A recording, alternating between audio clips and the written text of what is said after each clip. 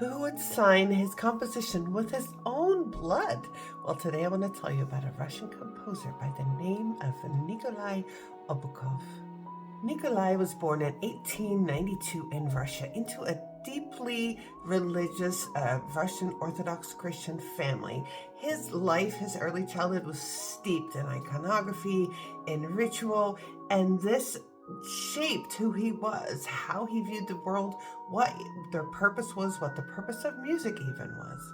From family accounts, we understand that even as a young child, he was very serious, and he was steeped into this idea of sin and purity and also transcendence. And so we're going to hear this because this is just not just like kind of like something he grew up with. It's a part of who he became. Obukhov ended up going to the St. Petersburg Conservatory where he studied music, but he was really disillusioned with it all. He was studying all the normal things: counterpoint, composition, harmony. A lot of his classmates, these young composers, they were experimenting with modernism and new ways to do things. But he had issues with this, and not musically, more spiritually. He started asking questions like, well, okay, if God is infinite, then why is music repeating itself? Also, if music is sacred, if all we have is sacred, then why is music sometimes written just to be casual, background, fun?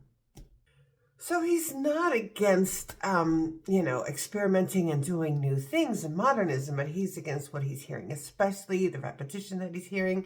And so he starts experimenting on his own. He starts doing this thing with chromatic saturation and starts thinking in 12-tone thinking. And this is independent of Schoenberg. He comes to this by himself.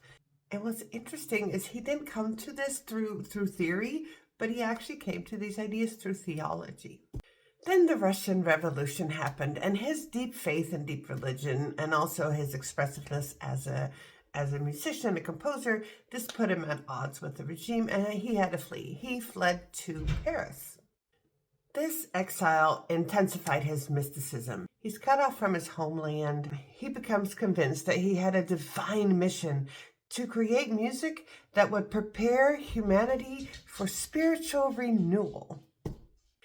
In Paris, he meets and falls in love and marries Marie Antoinette Monseigneur. Now, she becomes his devoted spouse. They have a good, happy marriage. They even have kids, but she is more than a spouse. She was his devoted collaborator, his assistant, his protector, often transcribing this unreadable or nearly unreadable manuscript for his work. She's really there to help him. As I said, they had children, but you weren't going to hear a lot of happy playing around the house because he really loved silence. He thought that was actually better. It was a godly thing. It was described like a monastic cell. One of the things people do know about him, if they've heard about him, is that he often signed his compositions with his blood. And it wasn't like this shock factor that some of the other composers might have done. It was truly, it was also a theological thing. It was a sacred act because he saw music as a covenant between the composer and God. And so he was signing it with a part of himself. The blood symbolized the ultimate sacrifice. Interesting is he would treat these compositions as holy artifacts. Some of them were kissed before a performance. Some of them he even hid away because they were too holy to even hear. During this time, critics would call him Nikolai Limité, which means Nicholas the Illuminated or the Visionary. And this was really in a mocking tone that they did this. Obukhov also rejected many traditional instruments. He said they were spiritually compromised. So he invented his own. He created his own instruments. One is the croix-sonore.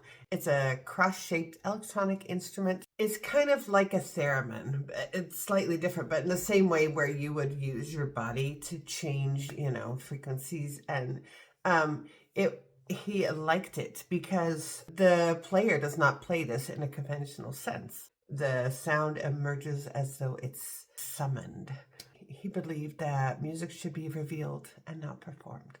His vocal work was also interesting. It doesn't sound like pretty songs. He adds whispers, shrieks, screams, clickings, sustained shrieks. It sounded ritualistic, as much of his work does. This wasn't like expressionism for expressing sakes. It was really, he thought of it as liturgy. For him, voices were instruments of confession, instruments of prophecy and sacrifice.